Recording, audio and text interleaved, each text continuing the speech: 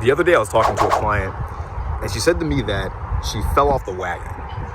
She had some goals set out for herself and she sort of started to taper off her goals. She stopped doing the things consistently that she wanted to do. And just to kind of give you a little bit more background, this client of mine had fitness goals. So she wanted to go to the gym more consistently and she kind of just stopped doing it. She wouldn't wake up at the exact same times, which led to her kind of breaking her habit, breaking her routine, and then she ultimately just stopped going altogether. So of course she was making no progress in the gym. She wasn't going at all. She was gaining a little bit more weight. And she sort of asked me, what was my suggestion? What was my recommendation about her falling off the wagon and how should she get back on the wagon? And to be honest, one, I'm gonna say, this is something that just happens in life. No one's perfect. We all fall off the wagon. Everyone falls off the wagon. Anyone you can think of, no matter how perfect they might seem, they also fall off the wagon. So I think the first step to sort of getting back on the wagon, so to speak, is just forgiving yourself for falling off in the first place and understanding that these things do happen and that this is just a natural part of trying to achieve a goal. So that's the first step. Just forgive yourself for falling off the wagon. The second step would be address why you fell off the wagon in the first place. And I think that's actually very key to consider. Now, I'll say in my own life, and let's just use fitness for an example, because that's what her problem was. In my own life, when I find myself not going to the gym as much, I sit there and ask myself, why am I not going to the gym? Perhaps the routine I'm doing just isn't showing me results quickly enough. Okay, well that's manageable. You can fix that. You can find some way to produce results quicker. Now, obviously, when it comes to weightlifting, you can't just get bigger or lose weight overnight, but you can do things in the gym that might make you feel as if you're gaining results. Does that make sense? Or maybe you're intimidated. You might not really know how to work out. You don't want to feel embarrassed. You don't want to feel like a loser. Things like that happens. It could just be general discomfort.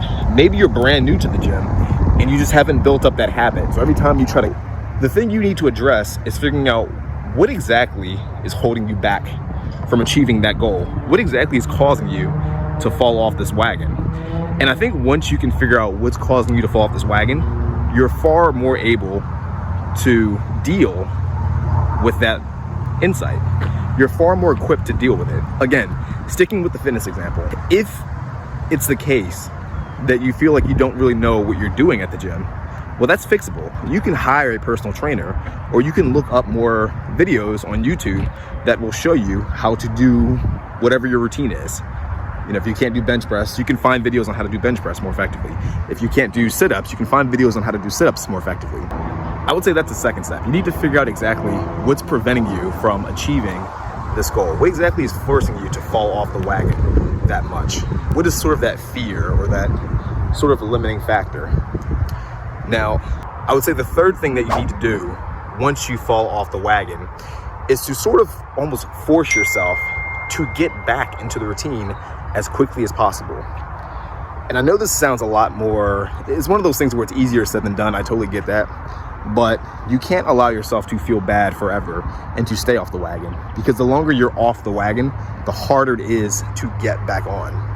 Think about it this way. There's sort of in physics an idea about, I think it's Newton's third law. Basically what he says is that an object in motion tends to stay in motion and an object at rest tends to remain at rest.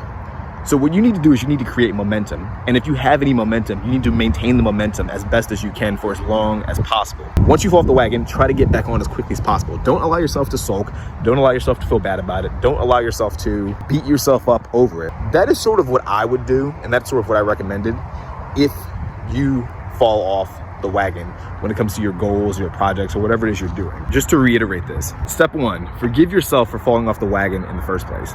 Step two, figure out what led you to fall off the wagon.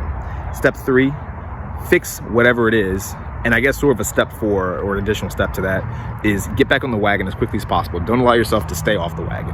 Hopefully that makes sense. Hopefully you got a lot out of this video. If you did, like the video, comment below, tell me what you think about it, and subscribe to the channel, and I will do more of these in the future. Peace out.